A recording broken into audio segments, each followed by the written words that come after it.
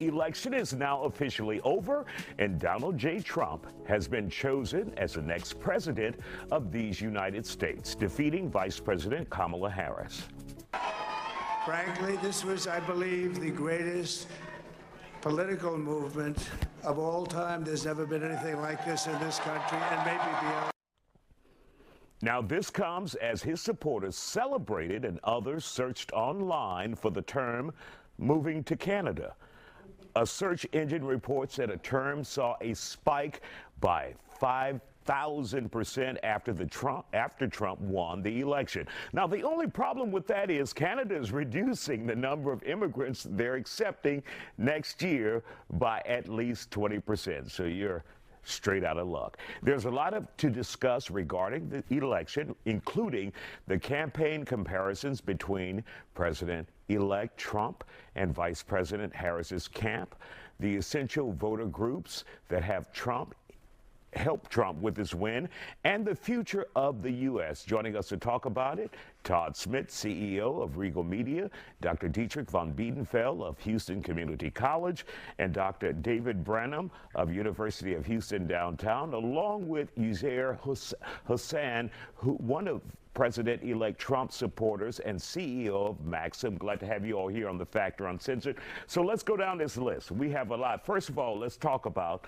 before we get to turnout, what happened yesterday, in your opinion, before turnout? Over the country, it was just a massive interest in the two candidates, because the two candidates were so far apart in what they were actually trying to project. I believe that the entire country had an interest in this that was just beyond anything that we've probably seen in the last 10 or 15 years. So this election was a moving election where there was so much emotion on both sides, and in the end, we were able to actually have an election and have a peaceful result in that election. That's something I'm very proud of. Okay, Dr. von Biedenfeld, history was made here in this election. Tell us a little bit about that. Well, when we see 295 to 226 that quickly, and of course we forecasted on the show that Trump was going to win. We forecasted Cruz was not going to be in Cuba, different Rafael, or Cancun. He was going to wipe the floor with all red, despite the superior money raising.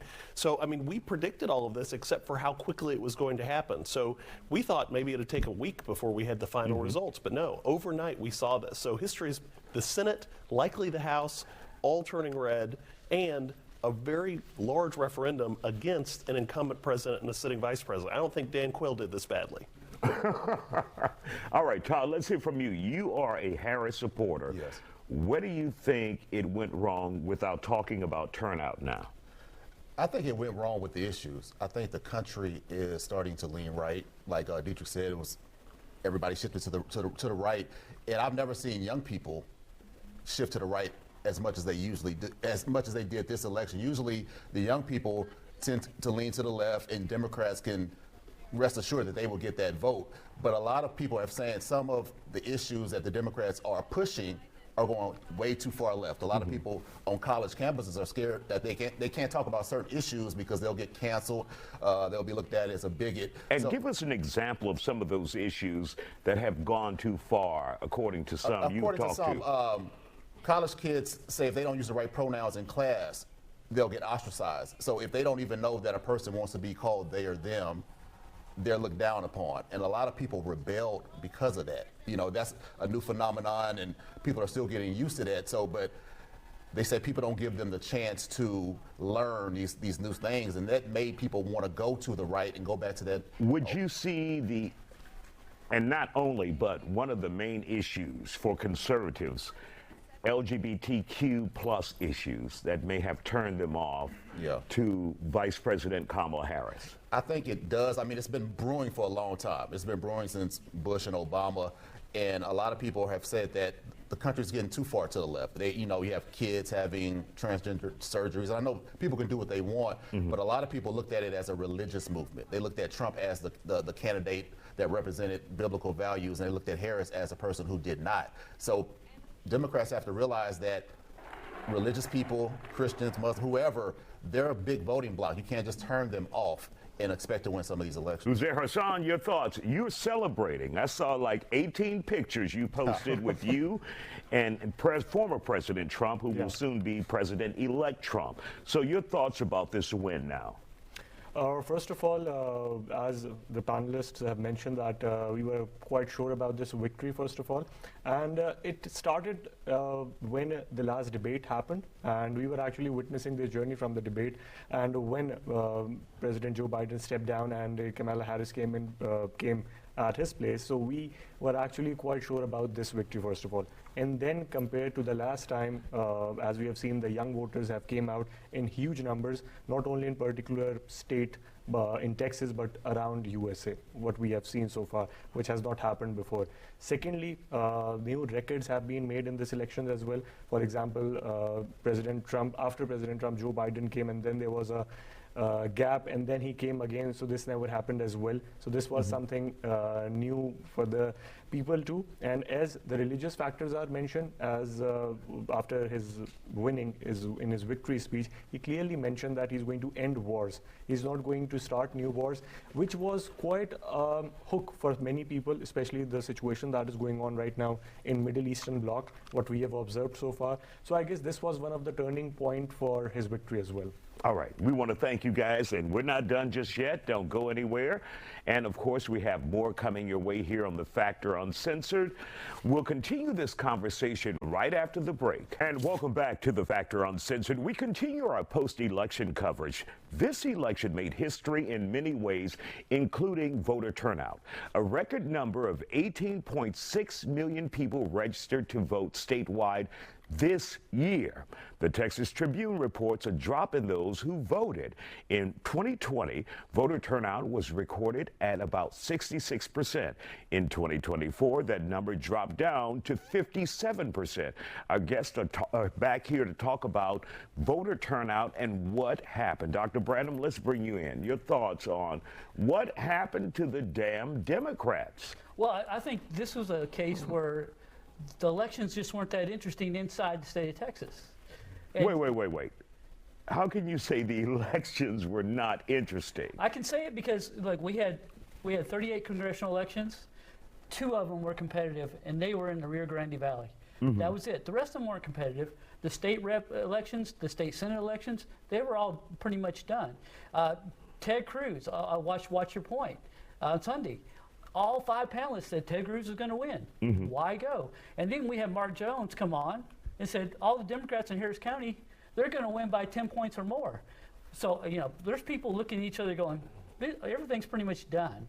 So I kind of give some forgiveness to Texas voters because we weren't a swing state, so we weren't the ones where all the candidates were going. But Harris County is different, and we barely broke even when it comes to Democrats here. They were only like 2-3 points away from winning. And then there were some Republicans who won. That is true. Yeah, which is not usual for Harris County. And I think everybody was surprised that, 10 judge seats went over to Republicans, and Republicans were so surprised they didn't even run people in 8 elections. They gave those elections to the Democrats. And now they're going, okay, why did we do that? We don't understand, because we're very competitive. Cindy Siegel does a great job in Harris County with the Republican Party. So do the precinct chairs. They hit doors, they walk, they do a lot of campaign activities. The Republican Party knows they're underdogs here, and they work really hard. I think this was a case where the Democrats, much like the Republicans back a few years ago, kind of took it for granted, and they stayed home as a result. And of course, they went door to door, but they didn't spend a lot of money, which is like, that's gravy. All right, Dr. Dietrich von Biedenfeld, what happened to the turnout when it comes to Democrats in Harris County? Or did many people asking, did some Democrats switch over? I'll echo Dr. Brandon's sentiments that it was pretty stale in the sense that we knew Sylvester Turner was going to take that seat. We knew Ted Cruz was going to win.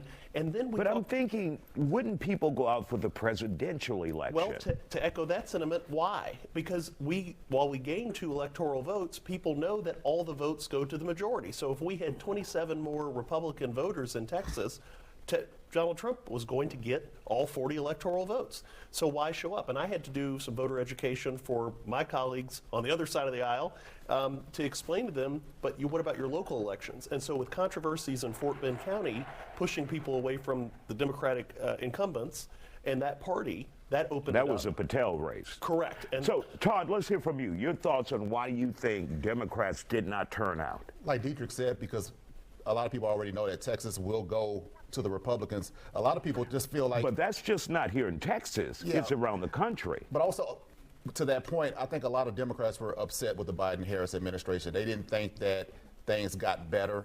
You know, they were hoping for more when they took over for Trump, but inflation is still high. Some people aren't doing as well financially. I'm just facing facts, and I'm a big Harris supporter. So a lot of people, like, what's the point? You know, I didn't do as bad under Trump. I did okay, so it'll be okay next time. So that's why a lot of people felt like it didn't make a difference. All right, Newsair, for your point, why do you think Republicans said this is the time to come out? Basically, what I have observed, there were two different points. First of all, the Democrats were confident enough. Some of them were even overconfident that they are going to win it. But initially, their working was the Republicans' working was a bit stronger this time. And compared to, as the major point that you have mentioned, they were not spending as much money and as much time as they would have to secure these positions, first of all. So what I have seen in this particular elections, Republicans have made it very good. They have been promoting themselves. They have been promoting this election a lot. First of all, the people I've seen, some of the Democrats have turned to Republicans as well in this particular elections. Like their initial support was with the Democrat candidates, but later on, as far the election date was near, their shift was completely towards the Republicans. All right, thank you, sir. Don't go anywhere. We'll continue this conversation after the break. And welcome back to The Factor Uncensored. Right now, you're looking at live images of the White House in Washington, D.C. tonight, where President-elect Donald Trump will be heading for the second time as the 47th elected president of these United States. Our guests are back here on The Factor Uncensored for the discussion. We want to give them one last chance to share their thoughts on the outcome of the race. Dr. Dietrich von Biedenfeld, your thoughts, final thoughts, what you didn't get to say tonight. Absolutely. I mean, and you just highlighted it with the White House, and that is, I think a lot of Democratic voters expected more contrast. Senator Bernie Sanders and DNC Chair Brady in Philadelphia pointed out that the Democratic Party has moved away from working class. I think Adam Kinzinger has hit on the idea of masculinity being lost by the Democratic Party. And so you are forcing people who identify as Christians and other religious points, as Todd mentioned, into the Republican camp to defend themselves against what they may believe is bad science or bad policy. And they didn't see, whether it's Palestinian aggression in Gaza, billions spent in Ukraine but not on streets and plumbing here for U.S. citizens. They didn't see that over the last 4 years, so how was Harris going to distinguish herself? She didn't. All right, Todd, let's hear from you. I just think Democrats need to chill out. If you remember, for real, if you remember 2 years ago when there was a red wave predicted, and it was more like a red trickle, there were people on Fox News who were saying that the MAGA movement is over. We need to move away from Donald Trump. As you can see, that's not true. So things shift. It's grown. But things shift for 2 years, 4 years, 6 years. So who's to say that in 2 years at midterms or next 4 years that people might be fed up with this? So just stay the course. All right, Dr. Branham. I think the pressure's on now. I think Donald Trump has the presidency. Republicans are going to have the House and the Senate. They better perform. In recent history, we've seen that when we have a supermajority like this, it's tough to get things done because what happens, all of a sudden you get division inside your own house. Right. So you need to be able to come together and perform. It needs to be a utopia. All right, Uzair? The red wave, as we have predicted, it's now, and as the promises were made, now it's time to deliver. The situation is comparatively different when President Trump was in power back in 2016. So he needs to add up more efforts to what he has promised so far. And talking about inflation and bringing down the taxes is going to be a hard job. All right, gentlemen, thank you for your time. Still ahead here on The Factor Uncensored, while the 2024 presidential race has ended, some are still feeling stressed the hell out about the results. We talk about how to manage it, how to deal with it, next here on The Factor. I'm trying to be funny to get my people laughing and get myself laughing, but baby, I cannot, I promise you. I'm just, bruh. I'm just, I still don't know what to, I don't know what to say. Like, I'm just, and I hate admitting that I'm scared of something, but I'm scared, bro. Like, Ugh. And welcome back. That was a TikTok user sharing their reaction to the presidential election results. It may be over, but he and many others out there are dealing with a political hangover and anxiety about what the future may bring. Psychotherapist Dr. Angela Jones is here to talk about it. Dr. Jones, this morning I'm not picking up my phone. I don't want to hear from people saying they're upset, they're excited. I'm just like in a world where I don't care. Right. I mean, we're like... I did what I was supposed to do as a voter. Yeah. And so here are the results. America spoke. They did. So how do you talk to people who are dealing with this and they're, first of all, angry about this?